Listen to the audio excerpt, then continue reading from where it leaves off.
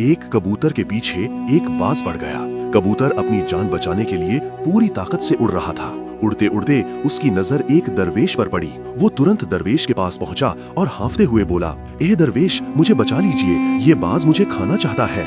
इतने में बाज भी वहां आ पहुंचा और दरवेश से बोला, ये कबूतर मेरे हवाले कर दो, यही मेरा भोजन है।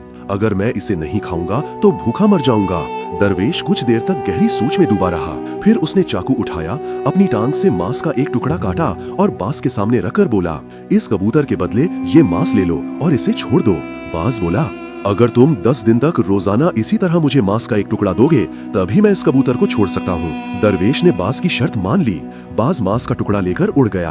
अब बाज ने ये आदत बना ली कि वो हर रोज दरवेश के पास आता और मांस का टुकड़ा ले जाता। दरवेश भारी तकलीफ सहता रहा लेकिन अपने वादे पर कायम रहा। एक दिन एक शिकारी वहां से गुजर रहा था। अचानक उसकी नजर दरवेश पर पड़ी जो अपने शरीर से मांस का टुकड़ा काट रहा था। शिकारी हैरान हुआ और पास जाकर पूछा, ए दरवेश, ये आप क्या कर रहे हैं? अपने आप को क्यों घायल कर रहे हैं? दरवेश ने उसे पूरी बात बताई कि किस तरह उसने कबूतर की जान बचाने के लिए 10 दिन तक अपने शरीर से मांस देने का वादा किया। इतने में वो बाज भी आ पहुंचा और ऊंची आवाज में बोला, कहाँ है मेरा आज का मांस का टुकड़ा? अभी वो बात पूरी ही कर रहा था कि शिकारी ने तुरंत तीर चला दिया। तीर सीधे बाज के सीने में लगा और वो जमीन पर गिर पड़ा।